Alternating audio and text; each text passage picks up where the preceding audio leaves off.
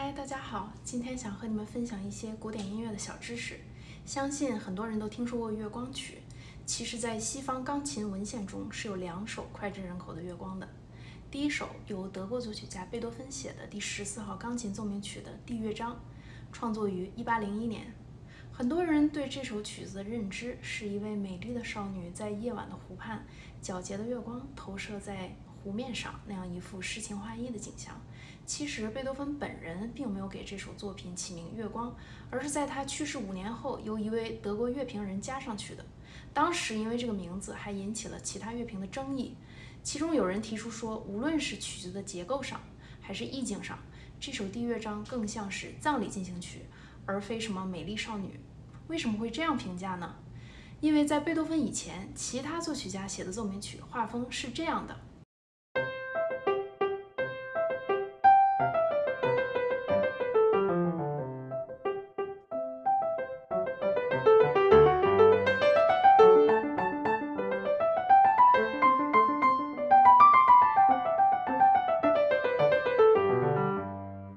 这样的。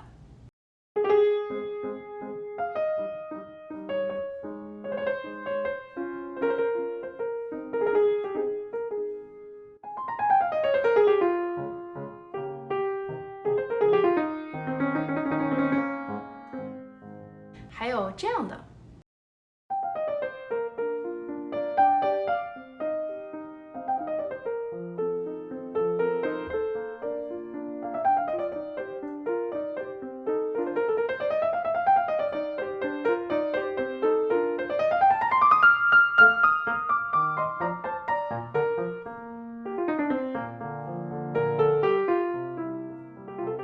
然后到了贝多芬这里，突然就变成了这样。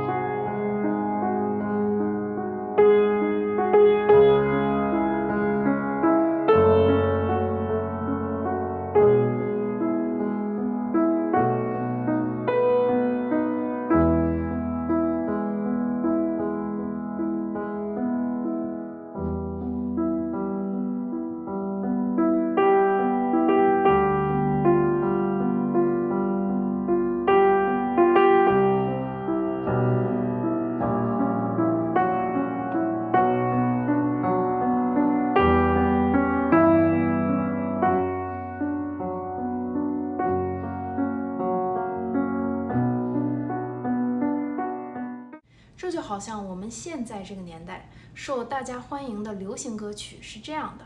如果你愿意一层一层一层地剥开我的心，这样的。因为爱情不会轻易悲伤。然后突然来了一个这样的。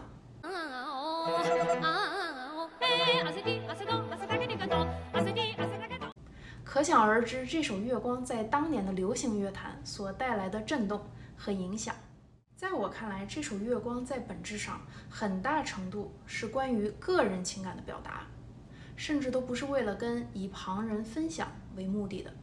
曲风孤独、忧伤、悲凉、绝望，虽然未必是葬礼进行曲，却突出了我的感受，我的心情。第二首月光就显得轻松多了，作者是法国印象派作曲家德彪西所写的贝加马斯克组曲其中的第3首，作于1890年，是德彪西的中期作品。这首曲子参考了法国象征主义诗人威尔伦的同名诗而作，诗的意境呢，其实会比贝多芬的更加符合美丽少女在湖边的传说。在我看来，这首月光更多的是一种氛围感，一个画面，而非个人情感的表达。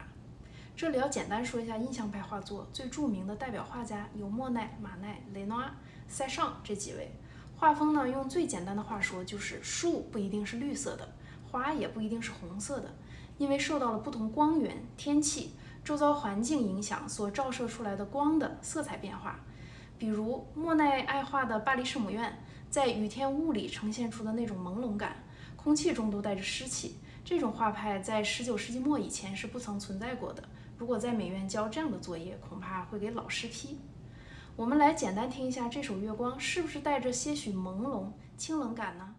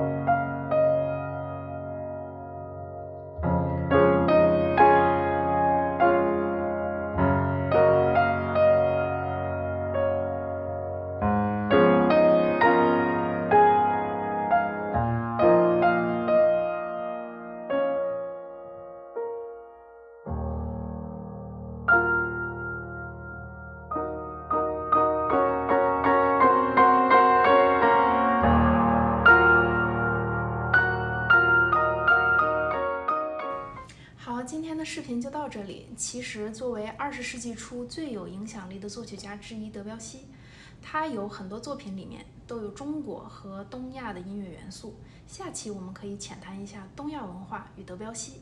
如果喜欢我的分享，请3连：关注、点赞加收藏哟。